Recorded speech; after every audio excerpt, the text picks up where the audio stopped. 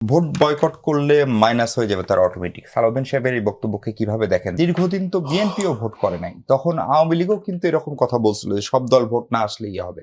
ফলে এটি কি আপনাদেরকে মিন করে বলছে, অথবা কোন কোন দলকে সত্যি সত্যি ভোট বয়কট বা বর্জন করার মতো পরিস্থিতি তৈরি হতে পারে?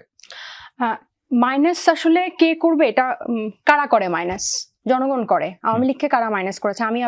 আমরা নিশ্চয়ই একা, আমাদের পক্ষে সম্ভব না। সো আপনি যদি নির্বাচনে না যান, মানে বিদ্যমান সংবিধানের অধীনে সব ফ্যাসিস্ট ব্যবস্থার অধীনে যদি আপনি নির্বাচনে না যান, তাহলে জনগণ আপনাকে মাইনাস করবে, না গেলে আপনাকে জনগণ মাইনাস করবে, এটা আসলে জনগণ সিদ্ধান্ত নেবে। আমরা কিন্তু বলেছি, মানে আমরা বলতে এনসিপি কিন্তু বলেছে যে এই যেই পদ্ধতিটা এখন আছে, এই সাংবিধানিক ধারাবাহিকতার অজুহাত দিয়ে যে ফ্যাসিস্ট ব্যবস্থাটা রেখে দেওয়া হয়েছে, বাউল ভাই যে বললেন আমরা কি গণপরিষদ 24-এর সময় জুলাই কি আমরা গণপরিষদ চাই, নির্বাচন চাই বলে কি আমরা আন্দোলন করেছিলাম? আমরা কিন্তু বলেছিলাম ফ্যাসিস্ট ব্যবস্থার বিলোপের জন্য কিন্তু আমাদের এক দফার ঘোষণা বা 3রা আগস্টে কিন্তু এটাই ছিল, ফ্যাসিস্টের পতন এবং ফ্যাসিবাদ ব্যবস্থার বিলোপ। তাহলে এই গণপরিষদের মাধ্যমে নতুন সংবিধান আসবে, ওই বিদ্যমান সংবিধান থেকেই তো ফ্যাসিস্ট রাষ্ট্র কাঠামো তৈরিটা হয়। তাহলে আমরা কিন্তু এটাই চেয়েছিলাম, এটার আরেকটা নাম এখন আমরা একদম স্পেসিফিক ভাবে আলাদা আলাদা করে চাচ্ছি। তাহলে নাকি মাইনাসের কে মাইনাস হবে এটা জনগণ ঠিক করবে, কিন্তু যে বয়কটের কথা বা নির্বাচনে অংশগ্রহণ না করা, আপনি দেখেন গণ অভ্যুত্থান কাঠামো পরিবর্তনের জন্য হয়েছে। আমরা বারবার বলছি আপনারা এই জুলাই সনদের বাস্তবায়নটা বা এই গণতান্ত্রিক কাঠামোটা আপনারা একমত হন, নির্বাচন যখন হবে আমরা প্রত্যেকটা দল কিন্তু সেখানে অংশ নিব।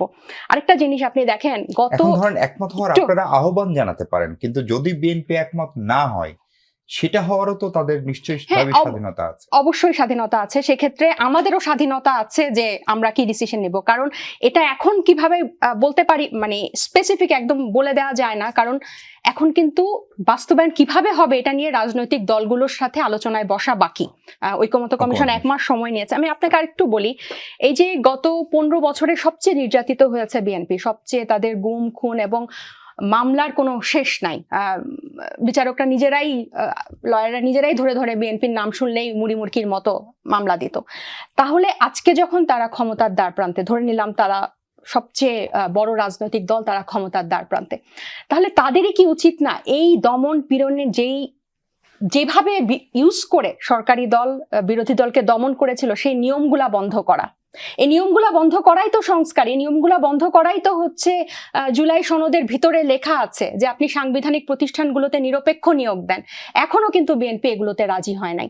এবং সবচেয়ে বড় কথা যেটা আমি কখনো বলতে আমি দ্বিধা করি না বা ছাড়ি না, যে নারী করে জুলাই গণ অভ্যুত্থানে নারীদের এত বড় ভূমিকার পরও বিএনপি এখনো রাজি হচ্ছে না 5%-এর বেশি দলীয় মনোনয়ন দিতে, এই 2025-এ এসেও। মানে এবং আপনি ফরেন সার্ভিস একাডেমির দিকেই তাকান, 8-9 কোটির একজনও নাই ওখানে। তাহলে এইগুলোর আপনি মীমাংসা না করে, ভাই যে বললেন এগুলো তত্ত্বকথা, এগুলো তত্ত্বকথা না। বিগত বছরে এই তত্ত্বকথা আপনারা পাত্তা দেন নাই দেখেই 2024-এ এসে 133 জন শিশু মারা গেছে। একটা মহিলা ক্ষমতায় থাকার জন্য 133 জন শিশুকে নিজের লোক দিয়ে খুন করেছে। এজন্য 5 আগস্ট পরবর্তী যারা রাজনীতি করছে যে প্রজন্ম, যদিও আমরা বস্তির সাথে বলা হয়, তারপর অ্যাটলিস্ট 5 আগস্টের রাজনীতি তো গণহত্যাকারী রাজনীতি ছিল। এখন এই রাজনীতির এরা সেই রেজিম পরিবর্তনের বা ক্ষমতা হাত বদলের নির্বাচনে যাবে না, যদি না এই রাষ্ট্র কাঠামো বা এই গণতান্ত্রিক কাঠামোতে মানে ফিরে না আসে বা একমত না হয়। এবং এই মাইনাস কে করবে এটা তখন সময় বলে দিবে।